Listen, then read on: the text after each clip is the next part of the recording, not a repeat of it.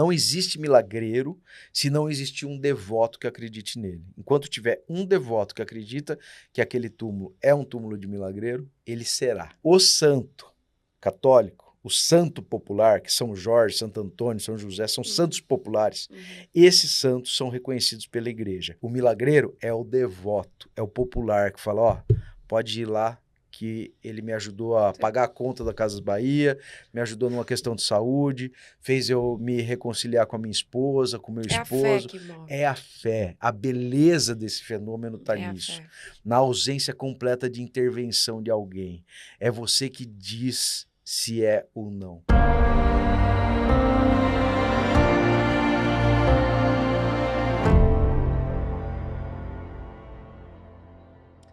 Olá, seja muito bem-vindo, muito bem-vinda ao podcast Meu Momento Místico, conteúdo produzido pela Uimistic Brasil. Eu sou a Vivi Peterson, sou jornalista e astróloga e sou eu quem te faço companhia por esta jornada de autoconhecimento e autodesenvolvimento. Se você estiver nos acompanhando de qualquer plataforma de áudio, convido que rapidamente corra no nosso canal do YouTube, pois hoje a gente vai entrar um pouquinho uns mistérios aí. Acho que todo mundo tem essa curiosidade. A gente trouxe o cara para tirar essas dúvidas. A gente quer dar as boas-vindas ao Tiago de Souza, do projeto O Que Te Assombra. Obrigado, Vivi. Tudo bem, Prazer. Tiago?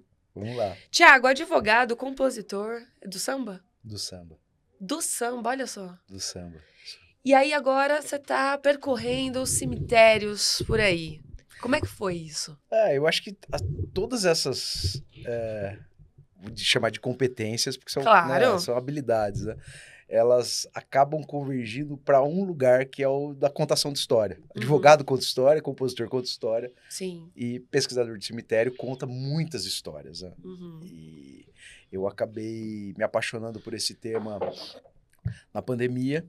Uhum. Na verdade, por uma razão muito trágica, né? Eu perdi uma tia muito querida de Covid e acho que ninguém da nossa geração viveu uma experiência tão crua com a morte. Sim. Tão perto, né? Próximo demais, né? Ela invadiu nossas casas, nossas vizinhanças, nossas comunidades. E eu já tinha um filme, que é um doc sobre cuidado paliativo, que eu fiz com a Faculdade de Ciências Médicas, eu sou roteirista também, eu fiz com a Faculdade de Ciências Médicas da Unicamp, sobre ensino de cuidado paliativo, por conta da minha sogra, que foi uma paciente eleita ao protocolo de cuidado paliativo, ela morreu de câncer, e acabei me apaixonando por esse tema do cemitério a partir disso, dessa experiência meio terapêutica, de seguindo, né, a inspiração de um livro chamado Assombrações Recife Velho, do Gilberto Freire. Sim.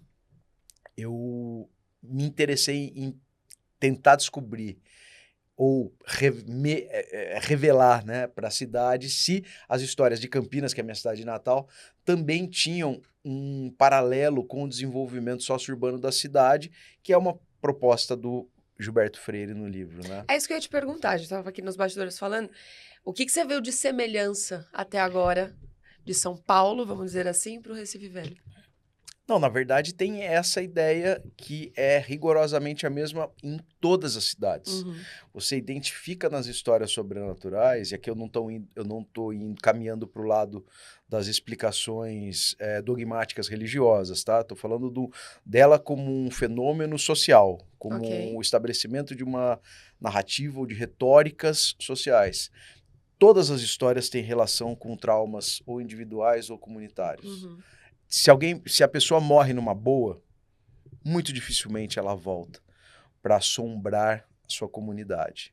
Porque quando ela assombra a comunidade, em alguma medida, ou ela cobra uma providência, ou ela tenta desfazer uma injustiça, ou ela tenta lembrar uma grande mazela, muitas vezes mazelas consentidas pela comunidade, então não é difícil a gente encontrar histórias sobrenaturais conectadas a violências contra a mulher, a escravidão, e por aí vai. É o que permeia um pouco as lendas urbanas, né? 100%. De tudo, assim, de todas as histórias que a gente sabe, são histórias que vêm desse sofrimento. Isso, porque a gente tem talvez uma divisão de temas, pelo menos de signos de temas, que são as entidades mitológicas que dialogam ou dialogavam muito com ideais ou premissas religiosas ou espirituais de comunidades. E a gente tem esse fenômeno que é da lenda urbana, que ela, para mim, está muito ligada a um aspecto de conversão, de depuração de grandes traumas. Então, as histórias de São Paulo, as histórias de Campinas, a história do Rio de Janeiro, a história de Belo Horizonte, todas essas histórias, elas se conectam ou a traumas individuais comunitários, ou a apegos, ou então a mensagens. Por exemplo, eu gosto de lembrar histórias de noivas fantasmas que são muito endêmicas no Brasil. Por que existe história de noiva fantasma? Se não existisse um pensamento comum de que o propósito de vida de uma mulher era o de se casar e de se casar com um homem, jamais teríamos noivas fantasmas. Claro, hoje a gente não tem história nova de noiva fantasma, porque esse não é o pensamento vigente, mas graças a vocês, mulheres, que cobraram o espaço devido, merecido desse gênero, né? Então a gente não tem histórias novas de noivas fantasmas. Olha só. A gente tem histórias antigas de noivas fantasmas, porque esse era o pensamento da Qual comunidade. foi uma emblemática que você lembra? De noiva fantasma? Poxa, eu acho que a que me pega mais é a história de Campinas da Maria Jandira, que dialoga com muitas coisas interessantes. Ela era uma moça que foi abandonada em Campinas pela família e se prostituiu para sobreviver. Conheceu um cara, história meio conhecida, assim, né? História recorrente. E eles decidiram ir embora da cidade para viver esse amor na intensidade que eles queriam, sem o jugo preconceituoso dos olhares mais retrógrados da época. E aí ela pega um dinheirinho dela, compra uma mala, vestido de noiva, passagem, e vai esperar ele no dia marcado na estação ferroviária. Ele não aparece. Ela, tomada daquele amargor da rejeição, volta pro bordel, coloca o vestido de noiva, joga álcool no corpo e se mata. Ela é sepultada no cemitério da Saudade de Campinas. Se desenvolve um processo devocional a ela, a tornando uma milagreira de cemitério, que é o objeto de estudo meu, em todas as direções. E, a partir desse processo devocional, a gente identifica outras coisas terríveis, né? A proibição das pessoas irem lá pedir ajuda a ela, afinal de contas, ela era uma prostituta suicida, quer dizer, tem mais estigma em cima disso, impossível. Mas o povo não liga para isso, o povo se identifica na angústia dela. O povo não está nem aí para esse tipo de julgamento moral vazio. Então, ela prevalece como uma grande milagreira e tem uma história de assombração dela, que dizem que numa ocasião, à noite já, o segurança do cemitério percebe uma mulher com um vestido branco, com um vestido de noiva, e ele vai chamando ela, e ela meio que nem tchum pra ele, e a hora que ele chega bem perto dela, ele percebe que ela não toca os pés no chão. E aí ela percebe ele, vira pra ele e fala: Carlos, é você? Carlos, a gente usa um nome fictício porque o nome do cara é real. Tá. Essa história que eu tô contando tem inquérito policial, tem o nome de um cara que era o amante dela, então é uma história de verdade. Tá. A história sobrenatural. Sim, é uma história, é uma experiência de alguém. Okay. A história existe. Então, ele vê ela, ele não consegue responder quando é perguntado, e ela paira até a sua sepultura e se transforma numa labareda e entra dentro do túmulo. Então, a gente tem uma história sobrenatural ligada à noiva fantasma que conta tudo ou mostra todos os signos desse tipo de história, dessa espécie de conto que traz todas essas possibilidades de reflexão para a gente. Quer dizer, o preconceito, a impossibilidade, a necessidade dela mudar, a tragédia da decepção, o suicídio, que é um debate atual, a ideia da mulher voltar. Por que ela estava amaldiçoada? Por que ela volta para cumprir? Por que a mulher, no trilho do casamento, morre, ela volta? Quantas vezes você já ouviu falar de um noivo fantasma? É isso que eu ia te falar. É muito comum, dentro dessas vertentes todas, essas lendas e etc., estar associado à figura feminina. Isso. E aí tem muito a ver, talvez, com aquelas coisas de rejeição, de abandono em vida e por aí vai. Exatamente isso.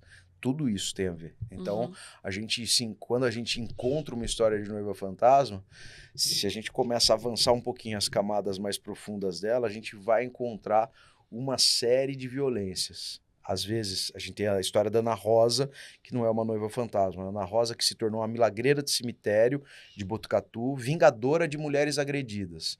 Porque ela viveu com um cara, ela se casou com um cara chamado Chicuta, o cara, ela foge porque ele agredia, violentava, era um escroto. E ela se arruma um abrigo, ela foge de Avaré e vai até Botucatu e encontra abrigo num bordel.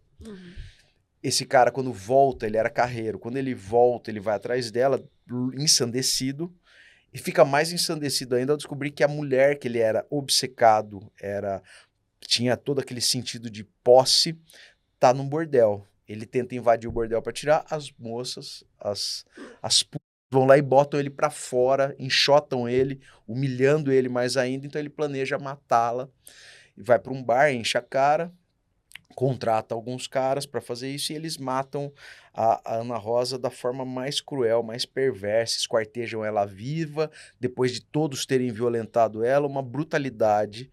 E só que tem uma pessoa que vê isso, uma mulher testemunha isso, entrega eles para polícia, eles são julgados. O único que é preso, e não que ele não merecesse ser preso, era um assassino que era negro. Ele, o Chicuta, que era branco, e o Costinha, que também era branco, acabaram sendo acobertados por aquela ideia da legítima defesa da honra. Afinal de contas, ela fugiu do casamento e foi para um bordel. E aí o que acontece? Depois que ela é sepultada, depois de um tempo se desenvolve um processo devocional, mas antes desse processo devocional se consolidar, esses caras morrem em sequência. Então, o Hermenegildo, que é o único que vai preso, morre de varíola na prisão. Alguns dias depois, o Costinha vai cortar uma árvore, a árvore cai em cima dele, esmaga ele. E o Chicuta vai arrumar uma roda de carro de boi, a roda de carro de boi passa no pescoço dele e corta a cabeça dele. Ela acaba se tornando a milagreira de cemitério, defensora das mulheres agredidas. Não só, essa não é a única habilidade dela, mas ela é uma milagreira clínica geral, ela ajuda em todas as direções, mas essa é a mais... Você tá falando de noiva fantasma, me veio muito a lenda de Paranapiacaba. Você já foi lá? Já Nunca viu? fui pra Mas já ouviu falar disso? Que é aqui. E assim, é muita gente falando várias coisas, mas em tese é isso também. Era uma noiva que também foi rejeitada. E a névoa que eles dizem que dá 3 horas, pode estar o sol que for. Eu já fui lá várias vezes e presenciei isso. O sol que for, o calor que for, dá 3 horas da tarde, aquela cidade é encoberta. Sabe? E aí fica aquele frio, aquela coisa... Porque ela amaldiçoou a cidade para que ela nunca prosperasse. Uma das histórias é que conta. Fica aí. Eu gostaria de saber. Eu preciso ir para Paranapiacaba, mas qual que é o lance? Eu gosto de desenvolver roteiros em cidades. Meu barato é ir para cemitério e entender que história o cemitério quer contar a partir das histórias que ele conta. Vou para os centros das cidades, vou para as cidades, quero saber que história a cidade quer contar para a gente a partir das histórias que ela tem. Como Paranapiacaba tá super bem contado por todo... Então eu fico meio que, putz, eu vou para passear. Mas eu acho que sempre vai ter alguma coisa ali, viu? Porque as pessoas falam que é uma cidade meia... Tem uma energia mística. Diferente, vários eventos místicos acontecem lá. Mas fica aí, a gente gostaria de saber essa história. Claro. E, Tiago, assim, como que é o seu processo de pesquisa em relação a essas histórias? De campo, bastante. Às vezes eu pego uma dica na internet, mas tudo que eu conto, eu vou no lugar e conto. Tem uma exceção, que foi uma série que eu fiz sobre fantasmas em estádios de futebol, que eu não consegui, não tenho dinheiro para ir. Eu já fui eu morei na Inglaterra, eu já fui em alguns estádios, mas alguns que eu conto, algumas histórias que eu conto são fora do país. Então eu fiz uma pesquisa em sites internacionais e dá um trabalhinho, tem que traduzir e tal, mas entender que história, como você vai contar aquela história. Mas tirando isso, eu vou em todos os lugares. Então assim, eu pego as dicas da internet, vou até a cidade, converso com as pessoas, que a parte mais gostosa no final do processo mais legal é esse. Eu ouvir o que as pessoas têm para falar, também aproveitar a percepção dela sobre isso, né? Que tipo de... E a história sobrenatural é muito interessante, porque ela não tem um verniz que normalmente as pessoas colocam quando querem conceituar algo ou falar. Elas simplesmente falam. Por isso que eu digo que, como a gente usou o exemplo da noiva fantasma, essas histórias têm diagnósticos muito interessantes e precisos sobre o pensamento de uma comunidade, especialmente, claro, na data no período, no tempo e espaço que essa história foi concebida. Uhum. Então é muito legal. A gente ignora a importância de história de assombração, Mas tem o mas contexto, né? muita coisa legal que a gente pode aproveitar dela. Muito mais do que os sustos ou os medinhos, que são gostosos, mas passam. Você faz essas visitas guiadas aos cemitérios, né? Isso. Necroturismo, é isso? Necroturismo. Necroturismo. E como que é? As pessoas, elas têm esse interesse também pela história, de repente, por saber até essas questões mais sociais, políticas, etc.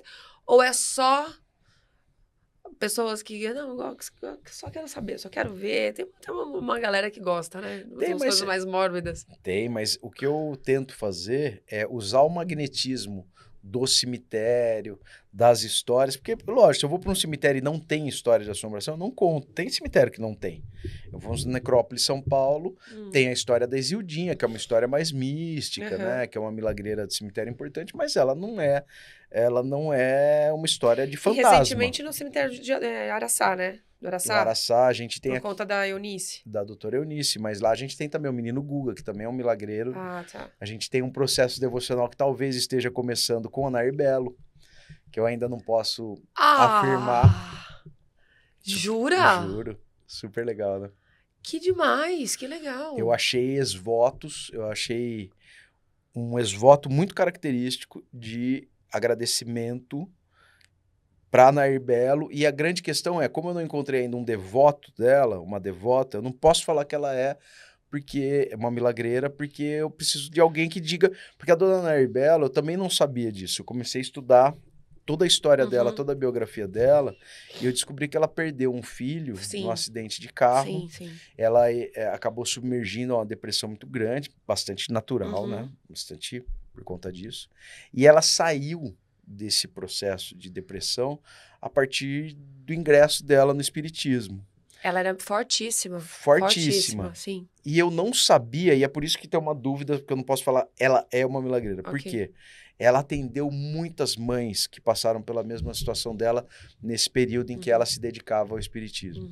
Então, eu não sei se é um agradecimento pelo que ela fez em vida ou o que ela faz depois de ter morrido. Olha só que interessante. Interessante. Então, não sei. Então, ainda não precisa ter pressa. Sim. Uma hora eu vou saber. E esse agora da Eunice Paiva, por conta do filme, gerou curiosidade. Muita curiosidade por conta do... A gente já tinha um roteiro no Araçá. Já tinha alguns meses, já tinha criado um roteiro no Araçá. Mas quando a Fernanda Torres foi lá, que a gente descobriu que ela estava lá. Morro de vergonha disso, porque eu devia ter obrigação de saber que ela estava lá. Mas eu descobri por causa da Fernanda Torres, sendo muito honesto. E a partir disso a gente inseriu ela no roteiro e é um dos túmulos mais visitados atualmente lá. Também a gente descobriu um túmulo de um crime muito midiático e pouco falado hoje, que é o da morte da execução da dona Eliane de Gramont. Você lembra aquela música Você é Doida Demais, dos Normais? Lembro. O cara que compôs aquela música é o Lindomar Castilho, que era marido da Eliane de Gramont e que assassinou ela no palco. A filha, acho que é a filha dela, a Helena, jornalista. Isso, eu conheço a Helena. E a gente vai na dona Eliane de Gramont, porque é interessante, né? A morte dela foi uma morte... Duro falar isso, mas foi uma morte que teve uma repercussão tão grande que cunhou muitas frases de defesa dos direitos da mulher, especialmente direito à vida da mulher, que até hoje a gente fala, o amor não mata, por exemplo. Era uma frase que foi cunhada no julgamento do Lindomar Castilho, por conta da morte do assassinato da dona Eliane de Gramont. Então a gente passa lá para contar essa história. Olha só. Até porque é uma história que a gente conta outras tantas hoje em dia com o mesmo aspecto, principalmente pela ideia da posse do homem. E eu tomo cuidado para falar isso porque eu sou homem. Mas eu sou pai de 2 filhas e talvez esse não seja o motivo mais nobre de eu me interessar tanto por isso, porque claro que eu sou parcial, eu quero que minhas filhas cresçam num ambiente, num mundo que elas não fiquem sujeitas a isso. Então eu sei que todo mundo deveria nascer com esse sentimento, mas hoje eu fico muito mais mobilizado por conta dessa questão das minhas filhas viverem num mundo que as mulheres não fiquem tão vulneráveis a esse tipo de pensamento, que era um pensamento, porque afinal de contas, não, eu também conto, não faz diferença nenhuma se a dona Eliane de Gramont tivesse traído ele, o que não é verdade, até porque eles estavam separados, mas mesmo que tivesse feito alguma coisa em casa, não existe esse argumento, não dá para a gente conceber essa hipótese, né? E dessa tantas outras histórias não divulgadas, né? Isso aí. Que a gente já tem uma ideia, já tem uma base. E o que você explica, por exemplo, túmulos de crianças? Eu me lembro, eu cresci em Ribeirão Preto, e lá tem o Menino Zezinho. Opa. Menino Zezinho, que até hoje, assim, da época que eu era criança, minha avó era devota, ela ia todo dia 2 de novembro. Todo dia 2 de novembro. Me lembro de levá-la. É super legal, né? Sabe? O túmulo dele é interessante. Então, o que você explica? Eu já fui lá, o Zezinho é incrível. O Zezinho... Se quiser contar a história, por favor. O Zezinho é um garotinho que teve uma doença que a gente praticamente erradicou do Brasil, que é elefantíase. Elefantíase, isso. Então, ele tinha... Na fotinho dele ainda tá, né? Ele tem as perninhas já deformadas por conta do parasita. E ele acaba morrendo. E é muito interessante, porque o túmulo do Zezinho acabou, por conta de seus devotos, acabou se expandindo num tipo de santuáriozinho. Então, ele é coberto, todo forrado de placas de agradecimento. Ribeirão, acho que tem cinco milagreiros de cemitério. E tem um processo devocional em Ribeirão que eu tô amando acompanhar, que é o do Sócrates. Que ele não tá no cemitério da Saudade, tá no cemitério Bom Pastor. Bom Pastor. E tem uma placa de exvoto lá, alguém que alcançou uma graça por intercessão do Sócrates, Dr. Sócrates. Olha só. Que era de Ribeirão, grande jogador, que era de Ribeirão. Crianças, eu acredito muito que a gente precisa entender como é a concepção, né? Primeiro, uma concepção intuitiva de processos devocionais, a gente vê isso bastante no cristianismo primitivo. É onde começam esses processos, é onde se estabelece de uma vez por todas a ideia de que rezar para mortos é uma boa. Rezar para mortos no lugar onde eles estão enterrados é algo necessário. É tão importante isso, era tão importante, especialmente para os romanos, e o nosso direito é um direito muito calcado no direito romano, que a adoção legal foi admitida. Por quê? E aí a gente tem um outro recorte social importante, né, para perceber. Homens que não podiam ter filhos, eram estéreis, eles não tinham quem rezar para eles depois que eles morressem. E essa era uma necessidade tão importante que autorizava-se, então, esses homens a adotarem pessoas para rezarem para eles. Tamanha era a importância. Claro, a gente vê a devoção aos ascendentes, né, aos ancestrais, em várias outras culturas religiosas, japoneses, chineses, africanos, quer dizer, a gente tem no mundo muito disseminado isso, mas o que interessa para a gente, porque é a nossa influência nesse processo, é de fato essa ideia pré-cristã que acaba acontecendo aqui por conta da nossa cultura católica. Então, os milagreiros de cemitério, eles seguem os ritos dos mártires católicos. E por que criança? Porque criança tem uma alma imaculada. Quando a gente tem uma morte martirizante, o milagreiro,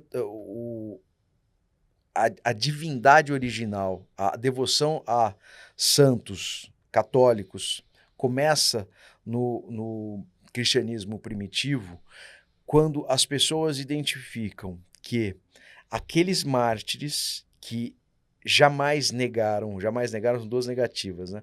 Mas para fazer entender, aqueles que não negam, que não renunciam à devoção a Cristo nos momentos de perseguição e que inevitavelmente eram mortos por isso,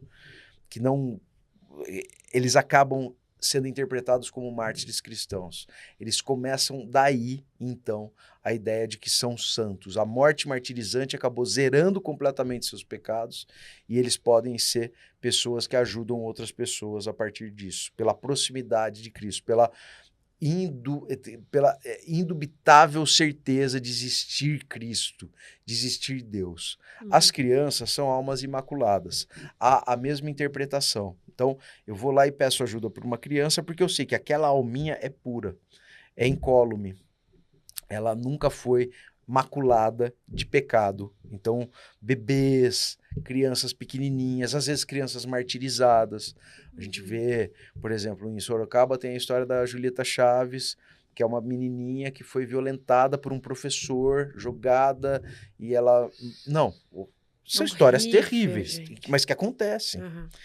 E aí, infelizmente, mas acontece. E aí ela se torna uma milagreira do Cemitério da Saudade, por conta disso. Ela já não era mais um bebezinho, mas o martírio, o sofrimento que ela foi submetida. Se porventura ela tivesse qualquer tipo de pecado, a alma dela é completamente imaculada por conta do sofrimento. A gente tem a Taninha no Rio de Janeiro, que foi morta pela Fera da Penha, que era um crime midiático. Sim, total. Ela foi executada, se tornou uma milagreira de cemitério. A Ana Lídia em Brasília, mesma coisa.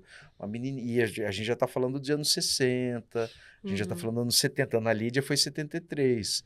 Menininha sequestrada do colégio, estuprada, abandonado o corpinho, sepultado no cemitério do Campo da Esperança, se tornou uma milagreira. Então isso acontece muito. Recife, a menina desconhecida, a menina sem nome, uma criança encontrada na praia, nua, com sinais de violência sexual.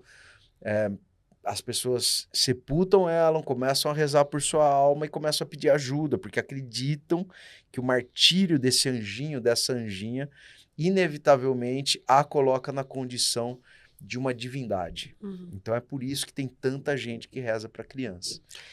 E a gente até marquei aqui de trazer sobre isso, das almas do edifício Joelma. É interessante essa história, né? Provoca muita...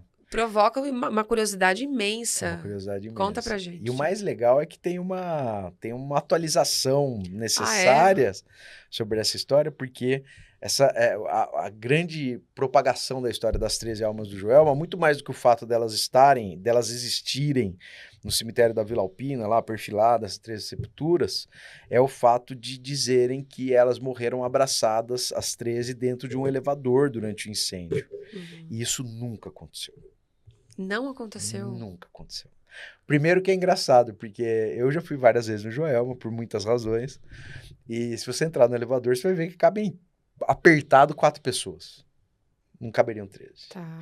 Mas, oficialmente, uma pessoa morreu no elevador, que foi uma ascensorista, e ela foi sepultada em outro lugar, ela foi reconhecida, era uma senhora conhecida. Então não houve essa morte das pessoas incineradas dentro do elevador. Eu tenho os 13 atestados de óbito e 2 pessoas das 13 almas do Joelma sequer morreram carbonizadas.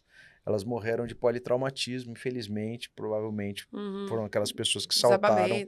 Que saltaram, né? Pularam e morreram. A gente imagina isso.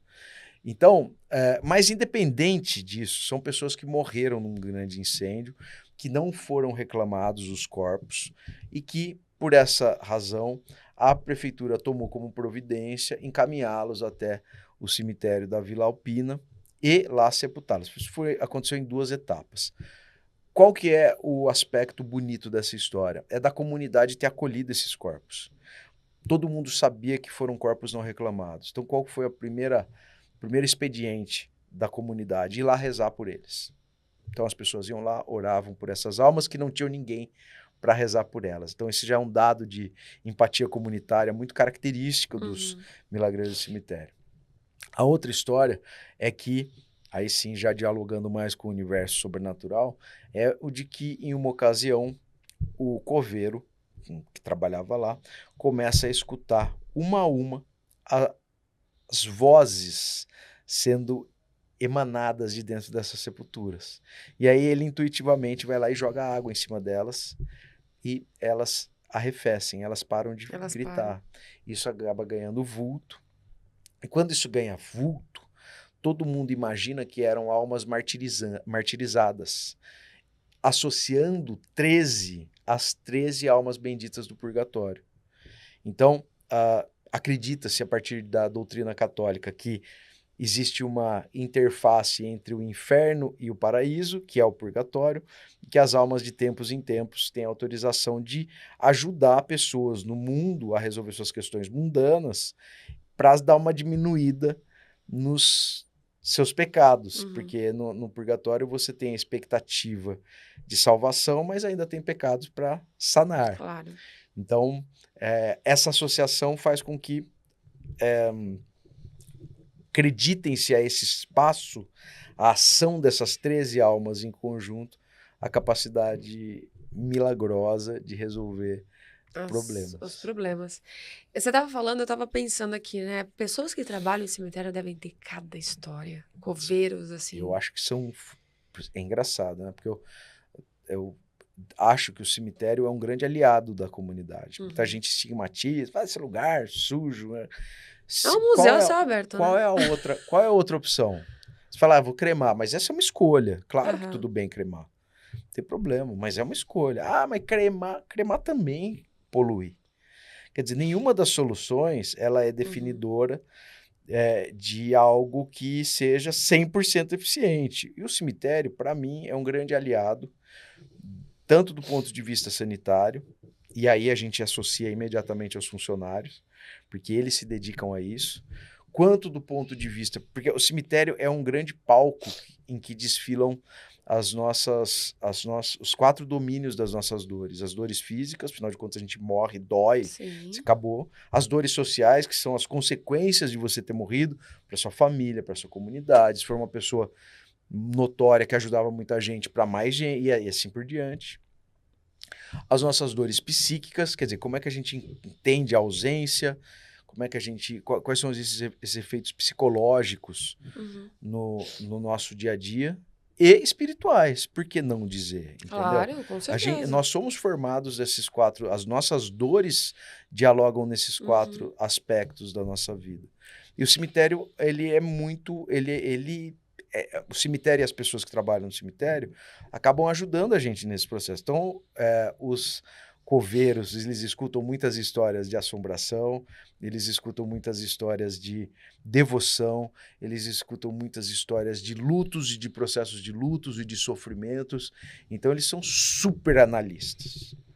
E tem uma aura da gente aqui de fora de que todas as pessoas que trabalham no cemitério que veem fenômenos, que participam, que, né, como você falou, jogou 80% água. não vê porra nenhuma. Eu pergunto pra todos, eu adoro. O primeiro cara que eu faço é isso. Me conta. O cara nunca vi nada. Nunca vi nada. Tem umas coisas legais, por exemplo, segurança de cemitério tem uma regra meio velada, que é o seguinte: se você vê alguma coisa que você consegue identificar que não é desse mundo, não olha de novo.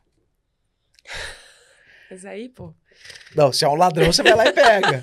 Exato. Se é um ladrão, você vai lá e pega. Sim. Se não for, deixa quieto. Se você achar que não é, deixa pra lá. É melhor deixar pra lá. Deixa pra lá. Em Campinas, acho que eu vi... O TikTok também tá trazendo, assim, as redes sociais, né? Então, até as suas produções de conteúdo, tudo, acabou que expandiu um pouco mais sobre esses assuntos. Super.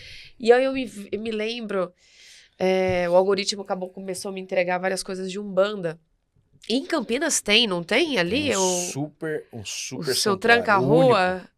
Seu tranca-rua das almas. Das almas, mas tem uma pombagira também, Maria Quitéria? A Maria Jandira. A Maria Jandira. Você estava contando, eu não lembrava se era Jandira ou Quitéria. A Maria Jandira. Mas e a história do seu tranca-rua? O seu tranca-rua das almas é o seguinte: existe um santuário, que é o único que eu conheço no Brasil, e talvez seja o único no Brasil mesmo, em que se estabeleça dentro de um cemitério. Não existe outro. Porque muitos líderes religiosos criam em seus espaços cenotáfios para fazer um tipo de relação imagética do cemitério e tal, mas é tudo cenotáfio, não tem nada. Tem gente que até faz assentamento, mata os bichos, bota lá dentro e tal, mas Campinas é de verdade, é um cemitério mesmo. E faz todo sentido ter... Se tem um lugar que é para ter um santuário de tranca-rua das almas, é no cemitério. Claro. Porque o cemitério é o lugar de ação do seu tranca-rua das almas, que é diferente do tranca-ruas. A pessoa confunde também. Tranca-ruas, ele é um Exu, interpretado como um Exu, que é vencedor de demandas muito próprias de Ogum, que é um orixá da guerra, que é o orixá de rompimento, de avanço de bloqueios, né? Enquanto o seu Tranca-Rua das Almas, ele tem uma... E quem tem mais ascendência ao Tranca-Rua das Almas, embora ele descenda do Tranca-Ruas, é o Baluaê, que é um orixá de cura. O Baluaê e o Molu, né? Cada um no seu tempo. Que é a morte e o renascimento. Que é o morte e renascimento. Uhum. Então, o Tranca-Rua das Almas, não. Então, os processos de cura, tanto de vivos como de mortos, são feitos no Santuário Tranca-Rua das Almas. Então, eu acho... Deve ser bem visitado, né? É o lugar mais visitado do cemitério. Sem mesmo? dúvida nenhuma. Eu já vi gente de outras cidades, eu já vi um ônibus uma vez de excursão que veio da Bahia para Aparecida, e o pessoal quis ir até Campinas para visitar, rodaram mais, tudo bem. Quem vem da Bahia até Aparecida roda um monte de 1.000 quilômetros, mas eles foram até Campinas para visitar o Santuário Tranca-Rua das Almas. Esses santuários... E não é túmulo. Então, é isso que eu ia falar, é um santuário mesmo, é um lugar... Santuário. Caramba. Um santuário. E a da Maria Jandira, essa é uma interpretação de que ela é uma pombagira, que muita gente acreditava ela a condição da primeira pombagira brasileira. Exatamente. Por quê? Muitas outras pombagiras tinham outras origens, não é porque tinha a Maria Padilha espanhola, outras pombagiras são africanas, e enquanto a Maria Jandira era brasileira, é a Rosa Caveira do cemitério. Ah, é verdade. Agora é verdade, olha aí. Eu vi exatamente, mas eu não tava com dúvida se era Maria Quitéria. Rosa Caveira. É a Rosa Caveira. Que incrível. E assim, quando a gente vê, né, que tem pessoas, como você falou, em questões devocionais, qual que é o processo, só por curiosidade também, para que esses processos devocionais que comecem, por exemplo, Menino Zezinho Ribeirão, outras, né, que vai lá e pede milagre e a pessoa concede, né, consegue. Como que é o processo para chegar a ser santificado, você sabe? Então, por isso que eu falo, não é uma questão semântica, eu sou chato com isso, porque eu estudo isso. E por estudar, eu tenho muita vontade de que esse assunto seja reconhecido como não apenas em aspectos religiosos, mas sobretudo sobre um olhar mais patrimonial. Eu acho que a devoção, eu acho que a espiritualidade das pessoas, principalmente essa que tem um componente regional muito forte, elas merecem ser protegidas. Por quê? Religiosidade é protegida. Você tem direito, por lei, da livre manifestação religiosa. Mas a espiritualidade não é absorvida por nenhuma religião. Então ela fica meio num limbo ali. Sim. Ninguém sabe o que é. Devoção milagreira do cemitério não é absorvida. Então eu tento afirmar, até de maneira nominal, por que milagreiro do cemitério é diferente de santo popular, exatamente por isso. O processo devocional dos milagreiros e o reconhecimento da divindade ali presente no túmulo é feita pelo devoto. Então, não existe nenhum tipo de intervenção institucional de religião. A única religião que teria algum tipo de interesse, eu acredito, na concepção desse fenômeno ou na convergência desse fenômeno na transformação de um milagreiro em santo, seria a Igreja Católica. Porque as outras veja, a Maria Jandira, que é uma milagreira, quando alguém que é da Umbanda, da Quimbanda, vai lá e reconhece ela como pombagira, ela vira outra coisa, ela deixa de ser uma milagreira. Ela vira uma entidade. Vira uma outra coisa. Então ela não é milagreira, então não é recepcionada em nenhum lugar. A Igreja Católica, quando quer transformar, aqui em São Paulo a gente tem o Antoninho da Rocha Marmo, que teve o processo devocional instrumentalizado em um processo que foi submetido ao Vaticano, já foi aceito inicialmente, e vão ter as análises de possíveis milagres do Antoninho da Rocha Marmo, fazendo com que ele se torne um beato. Primeiro e depois 1 milagre beato, 2 milagres canoniza. Então você vira santo no reconhecimento do segundo milagre. Nenhuma religião acolhe esses milagreiros e milagreiras nessa condição. Por isso que é importante a gente afirmar nominalmente a espécie de processo devocional. Eles são milagreiros de cemitério. Eles não são santos populares, não é santinha popular. Pode ser um jeito afetivo, tal, mas academicamente, quem entende, para quem estuda, tem que falar do jeito certo. E a grande diferença, eu acho que foi essa pergunta que você me fez, é de como você observa isso e pode afirmar que é ou não é algo. No fenômeno do cemiterial dos milagreiros, é o devoto que faz, é um pacto, é uma relação individual. Não existe milagreiro se não existir um devoto que acredite nele. Enquanto tiver um devoto que acredita que aquele túmulo é um túmulo de milagreiro, ele será. O santo católico, o santo popular, que São Jorge, Santo Antônio, São José, são santos populares. Esses santos são reconhecidos pela igreja. Ou, inicialmente, pelo reconhecimento do martírio, ou agora, como aconteceu com Carlo Acutis, por exemplo, ele teve um milagre reconhecido, que inclusive é no Brasil, e depois ele teve um segundo milagre, que se eu não me engano foi na Costa Rica. Que era um menino que tinha uma doença degenerativa, uma doença no pâncreas, e outro num acidente. Ele foi reconhecido, virou santo, ótimo, ele foi submetido a um processo, analisaram todos os laudos médicos dizendo que eram inexplicáveis as melhoras dessas pessoas, que eram irreversíveis os quadros, e ele conseguiu que ninguém sabe explicar. Então, a partir do depoimento de pessoas que pediram para o Carlo Acutis, tá lá, ele é reconhecido. A igreja reconhece. Ele é santo.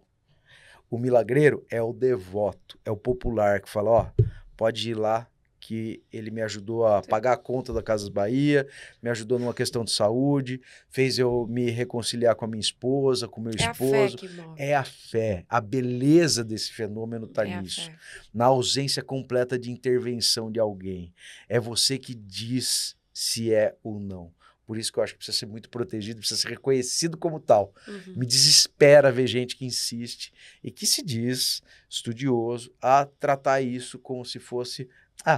é um santinho popular, é uma santinha popular. Não é. É um patrimônio daquela comunidade que tem uma história muito conectada a sofrimentos, a conversões. É isso que eu ia te falar. Desculpa. Virar esse... o boato, ele vai crescendo. O boato, ele vai crescendo até que se vira um patrimônio, né? Isso, exatamente. Ele vai virando até... Ele vai começa a comunicar, mas é engraçado, porque hoje a gente tem um fenômeno muito vazio, que você falou, do TikTok, da rede social, que me interessa muito menos do que o depoimento daquela tiazinha que ela vai lá toda segunda-feira agradecer esse milagreiro porque o filho sofreu um acidente na obra e ia morrer, e ela pediu ajuda. Ela não faz vídeo de TikTok, ela não faz... Minha avó ia lá no Menino Zezinho todo ano agradecer pelas promessas. Você sabe do que eu tô falando, é isso. Eu tenho essa memória muito clara. Você sabe do que eu tô falando. Ela ia em finados. Eu conheci um senhor, o Dr. Newton, que ele vai toda quarta-feira no Cemitério da Consolação, levar flores para Maria Judite de Barros, que é a milagreira dos vestibulandos, pro Antoninho da Rocha Marmo, porque ele teve uma hepatite C, ele é médico, ele teve uma hepatite C, a sogra, que já era devota do Antoninho, porque ela pediu pro Antoninho ajudar a filha dele, ele é casado com a filha dessa senhora, que pedia pro Antoninho da Rocha Marmo ajudá-los a terem filhos. Eles tiveram 2. Tudo na vida ele pediu pro Antoninho da Rocha Marmo. E não é que ele pediu e não fez. Claro, né, gente? Precisa fazer sua parte. Ponderar, exato. Todo mundo sabe, filho é fácil saber que todo mundo sabe como é que faz, mas você quer passar na faculdade, você tem que estudar. Você quer ter ajuda em dimensões de saúde, você se cuida, você vai no médico e tal. E aí ele dá uma forcinha. Então ele vai toda quarta-feira agradecer. Ele falou para mim, ele falou isso para a imprensa em geral, então não tem problema eu contar, mas ele fala que ele faz diálise, hemodiálise, ele não tem os 2 rins e ele é incrivelmente saudável. Ativo, disposto, trabalha, anda. Você não fala que ele não tem os 2 rins, um cara que teve ele é paciente oncológico, ele tem câncer com metástase e tinha hepatite C e ele fala, cara, eu sou médico, a única explicação para eu estar aqui fazendo tudo que eu faço é existir alguém que tá me protegendo, porque o meu corpo não tem nenhuma condição. Uma faz diário, não tem 2 rins. É inexplicável. Inexplicável. E túmulos de pessoas famosas. Quando a gente tá falando aqui dessas pessoas, muitas vezes desconhecidas, que tiveram histórias emblemáticas, que tem esse apelo devocional. Mas túmulos de pessoas famosas. Como a gente estava falando da Dona Eunice, mas como que é, assim? É só pela curiosidade? Eu acho. E eu acho engraçado que a pessoa que eu acho que vai para eu me lembro também, eu me lembrando das coisas, eu nem achava que eu tinha tanta memória dessas coisas. Tem. Quando o ator Domingos Montanher faleceu. Uhum. E foi aquela comoção.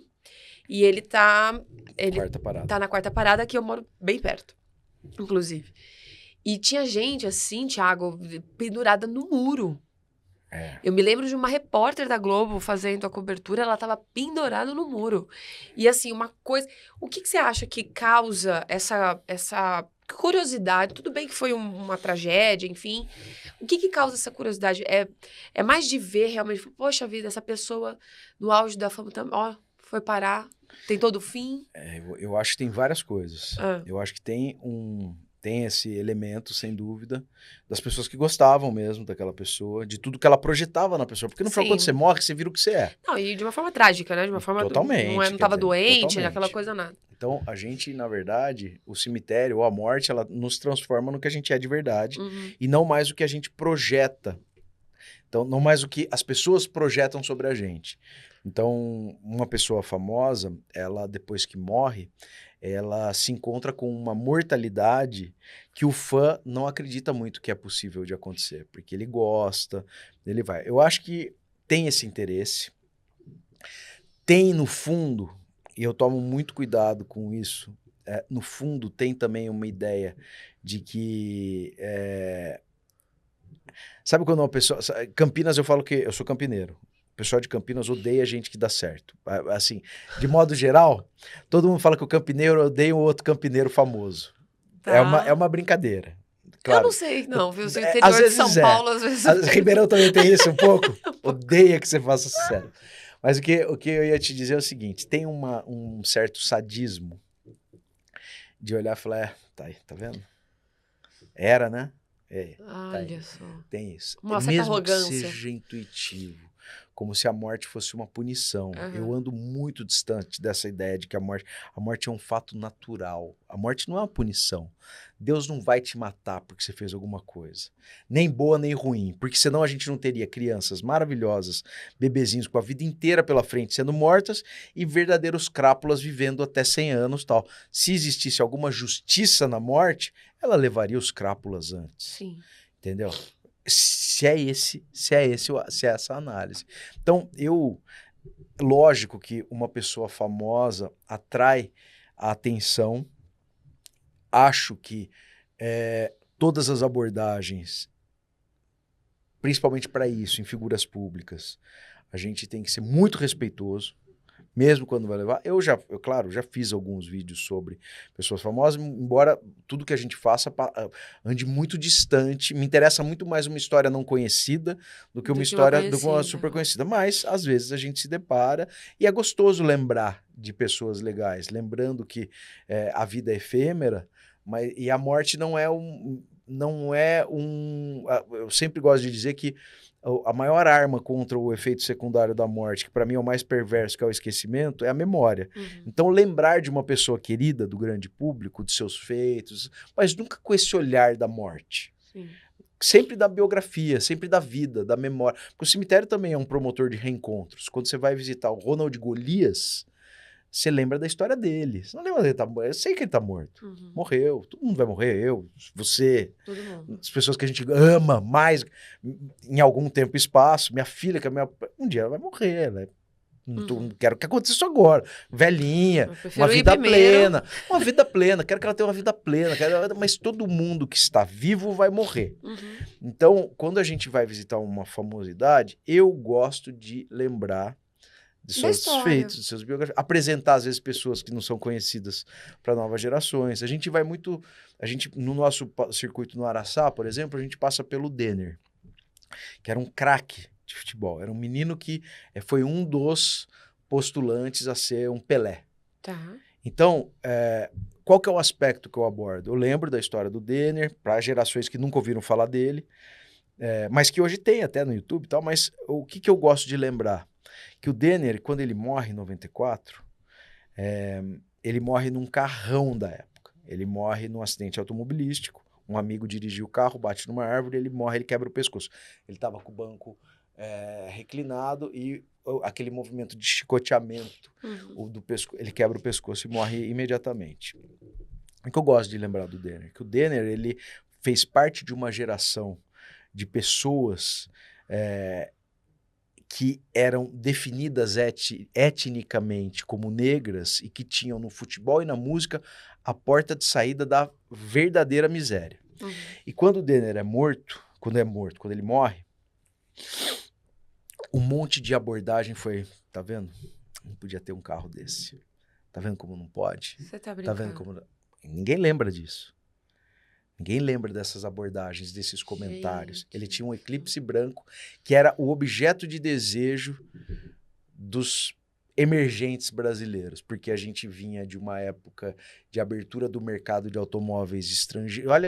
Olha quanta história e olha quanto signo a gente consegue puxar da história de uma tragédia pessoal de um menino que era arrimo de família, que era um expoente no esporte nacional na época, então não precisa ir lá e transformar o cemitério numa coluna social, como se você tivesse em alguma medida intimidade com aquela pessoa, que a gente não tinha, não conhecia o Denner pessoalmente. Eu conheço a história dele, vou visitá-lo e lembro de sua história, e lembro de todos esses aspectos sobre esse evento triste que acabou. Mas não é transformar numa coluna social. Qual, assim, de todas as... por onde você passa, né? Qual que as pessoas mais... Qual o túmulo de uma pessoa famosa que as pessoas mais procuram, talvez? Então, se engraçado. Você tiver um ranking. Eu acho que, assim, por exemplo, eu gosto de estudar milagreiro de cemitério. E eu já tinha ouvido falar... Porque houve uma mudança no perfil dos milagreiros atualmente. Tá. A gente tem um fenômeno novo, muito interessante, que converge idolatria em devoção. Então, por exemplo, o Leandro e Leonardo, morreu o Leandro morreu. Lá em Goiás, existe um processo devocional no Leandro. Esse eu já tinha ouvido falar. Então, por quê? Porque ele era uma pessoa famosa, que o martírio foi assistido por muita gente. Quando ele morreu, existia idolatria, todo mundo sentiu muita falta, gostava dele como cantor, mas começaram a pedir ajuda e ele começou a ajudar. Aqui em São Paulo, a gente tem o túmulo do Ayrton Senna, que talvez seja o mais visitado de todos nesse universo das celebridades. Tá. Das pessoas conhecidas. Celebridades como célebres, né? Pessoas notórias. E eu tenho acompanhado o Senna porque também existe um processo devocional.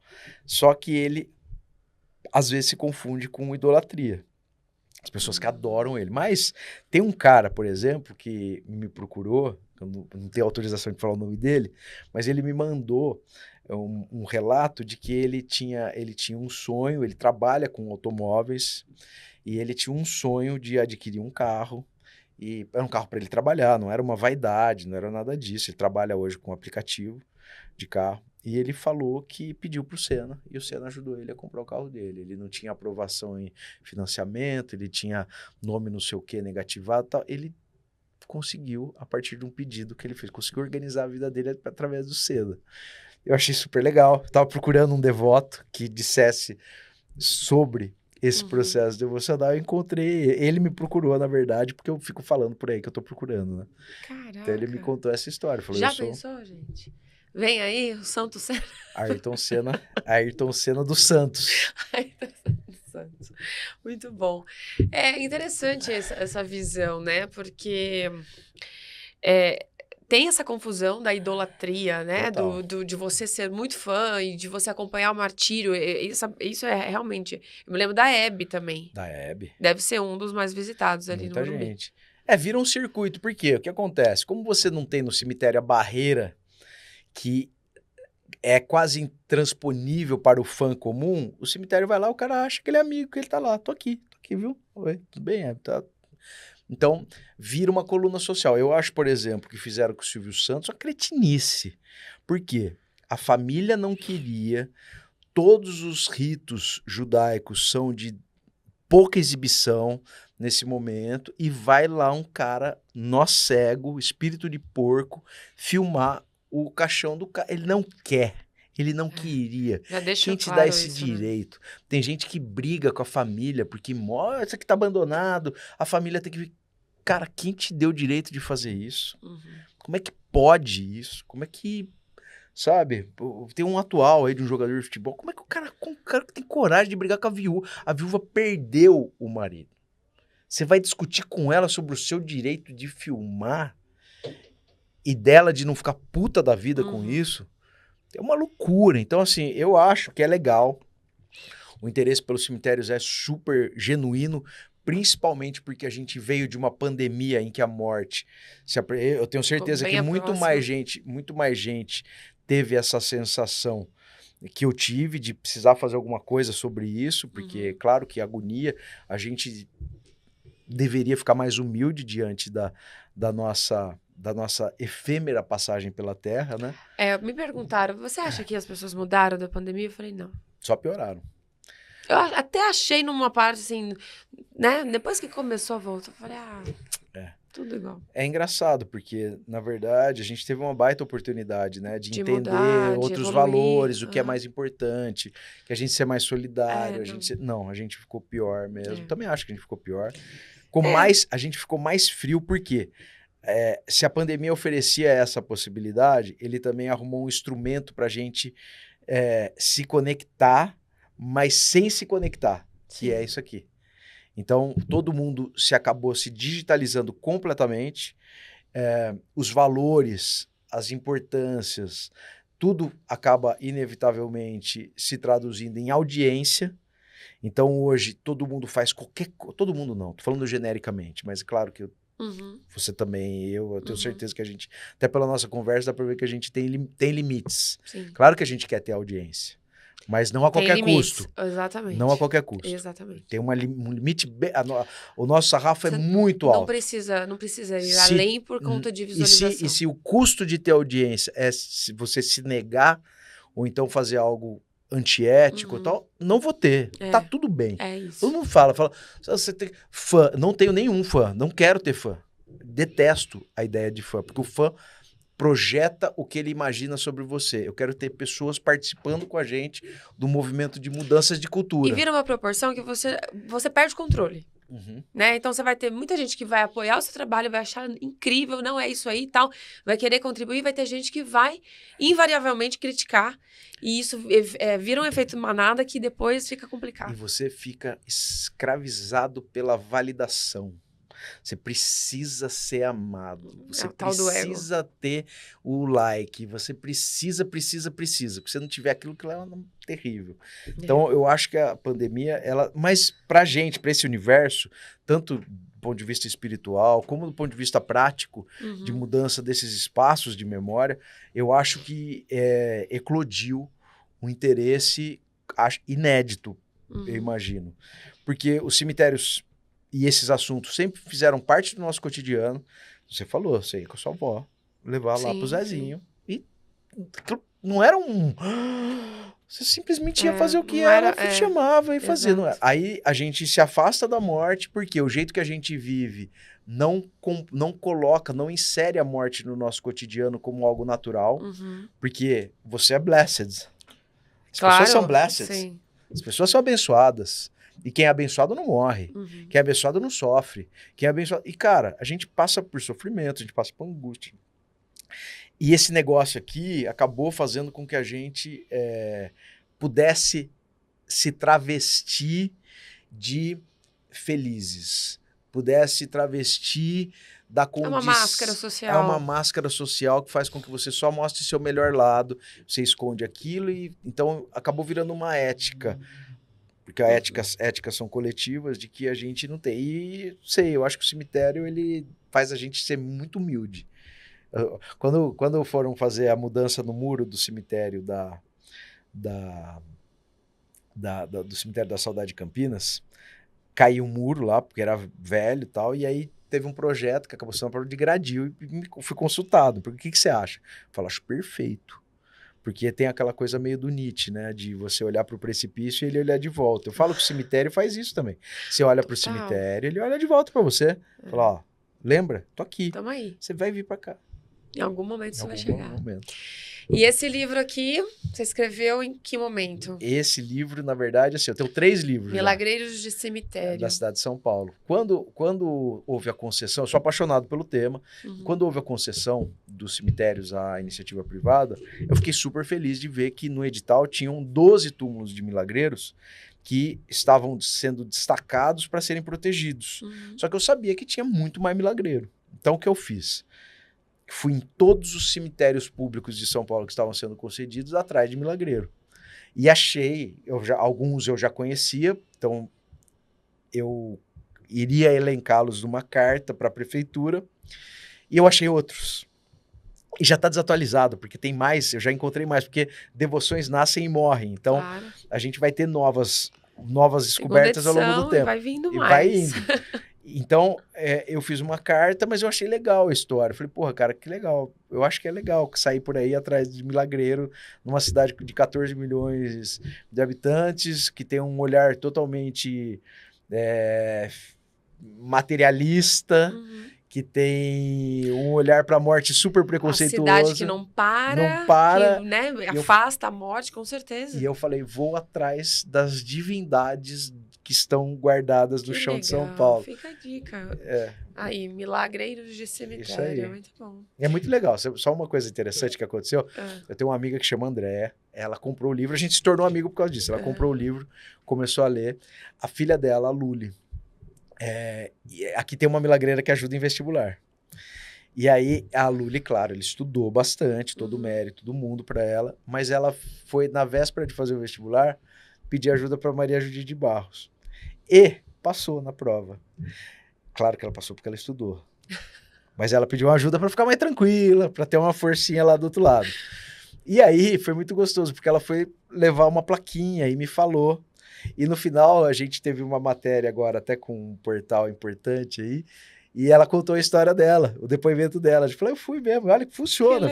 Foi muito legal. Então, o livro, para quem precisar de certas ajudas, tem aí um tipo de guia, né, de mapa dos milagreiros da cidade de São Paulo, que tem milagreiro em todas as regiões de São Paulo. Isso foi a coisa que eu mais gostei. E para diversas coisas também. Para tudo. Tem a Felisbina Miller, lá do Quarta Parada, que hoje está sendo reconhecida como uma milagreira de ajuda de saúde de pets. Olha só. Então é serviço público isso aqui. Então fica a dica. Tiago, foi um prazer esse bate-papo. Eu estava até falando pro Doni, eu falei, isso é um assunto super diferente que a gente vai trazer aqui. Queria te agradecer em nome da UEMISC por ter vindo. Eu que agradeço. E a UEMISC, além de produtora de conteúdo, a gente tem uma loja também de produtos esotéricos, místicos e etc. A gente queria te presentear. Muito obrigado. 2 itens que talvez acho que você vai gostar. Deixa eu ver, vamos ver. Que legal. Posso abrir? Pode. Pode abrir. Tá, eu posso abrir assim? Pode. Que legal. É que esse aí tem mais 2 coisinhas aqui dentro que compõem. Então é uma taça. Que legal. Então tem 2 pacotinhos aí, ó. Esse Adoro. É um incenso de dama da noite, porque a gente não poderia perder a referência. Fechamento aqui. É uma taça de proteção. Que legal, preciso mais pros vivos do que pros mortos. Não, mas exatamente. Sal grosso com turmalina negra. Que legal, muito obrigado. Que é a pedra da proteção. E o incenso de dama da noite, a gente não poderia perder a referência. Pô, minhas amigas pombagiras e milagreiras. Muito obrigado, adorei. A gente agradece muito sucesso. Boa sorte aí na sua jornada, Tiago. Obrigadão, Vir. Pra vocês também. E esperamos reencontrá-lo em breve por aqui. Se convoca, é só me chamar que eu venho. Pode deixar. Adorei tudo. E aí, você gostou desse bate-papo? Achou curioso? Conta pra gente aqui nos comentários se você já teve alguma experiência em algum cemitério, se você já foi lá fazer o seu pedido para algum milagreiro de cemitério. Semana que vem eu tô de volta com mais um episódio inédito. Um beijo, um abraço e até a próxima.